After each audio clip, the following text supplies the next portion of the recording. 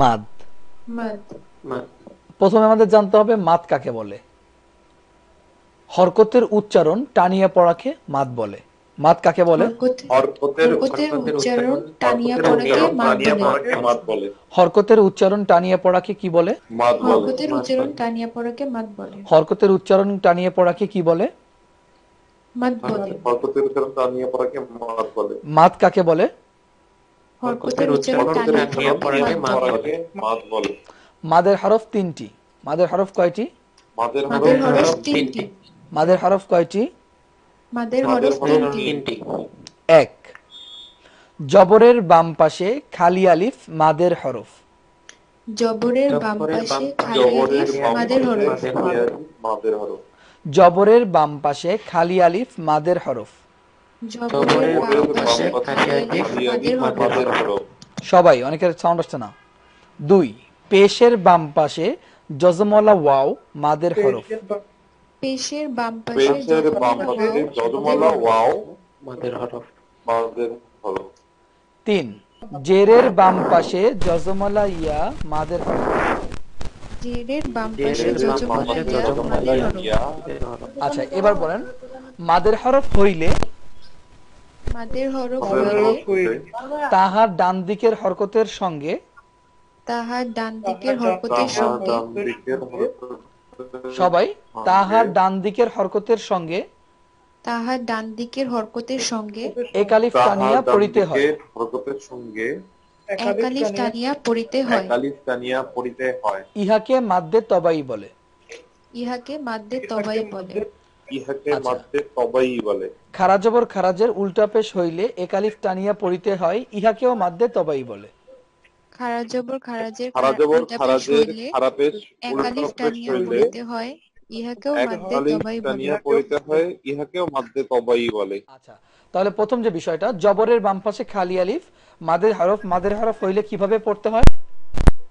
এক আলিফ টানিয়া পড়তে হয়। রাইট, ওকে। তাহলে এখানে দেখি, এখানে দেখেন বা জবর বা, তারপরে একটা খালি আলিফ আছে না? জি। তাহলে জবরের বাম পাশে খালি আলিফ আসছে। জি। তাহলে এখানে এরকম হবে বা জবর বা, আগে পড়তাম বা জবর বা, এখন পড়তে হবে যেহেতু জবরের বাম পাশে খালি আলিফ আসছে এক আলিফ টানিয়ে পড়তে হবে বা আলিফ জবর বা। আলিফ জবর বা। সবাই বা আলিফ জবর বা। বা আলিফ জবর বা। দুই, পেশের বাম পাশে জজমলা ওয়াও মাদের হরফ। পেশের বাম পাশে যদি জজমলা ওয়াও আসে সেক্ষেত্রে আমাদের এক আলিফ টানিয়ে পড়তে হবে। এখানে বা ওয়াও পেশ, বা পেশ বু আছে, এরপরে ওয়াও জজম আছে ওয়াওয়ের উপরে, তাহলে বা ওয়াও পেশ বু। বা ওয়াও পেশ বু। তারপর জেরের বাম পাশে জজমলা ইয়া, এটা মাদের হরফ। জেরের বাম পাশে যদি জজমলা ইয়া আসে তখন এক আলিফ টানিয়ে পড়তে হবে। তাহলে এখানে দেখেন জেরের বাম পাশে জজমলা ইয়া আছে, তাহলে এখানে কিভাবে পড়তে হবে? বা ইয়া জের বি। বা ইয়া জের বি। আচ্ছা, তাহলে আমরা একটু প্র্যাকটিক্যালি একটু পড়ি। হ্যাঁ, স্ক্রিন দেখা যায় আমার? আচ্ছা, স্ক্রিন দেখা যাচ্ছে। তো আমরা এখানে যখন মাদের এখানে কিছু কিছু মাদ পেয়েছিলাম যেগুলো আমরা পড়ি নাই, দেখাচ্ছি, খেয়াল করবেন সবাই। মার্ক করব? জি স্যার। এখানে কি? কাফ জের কি, তা আলিফ জবর তা, কিতা, বা দুই জবর বান, কিতাবান। সবাই কিতাবান। আচ্ছা, এখানে তাতে কেন টান হচ্ছে কে বলতে পারবে? আলিফ আছে বাম পাশে।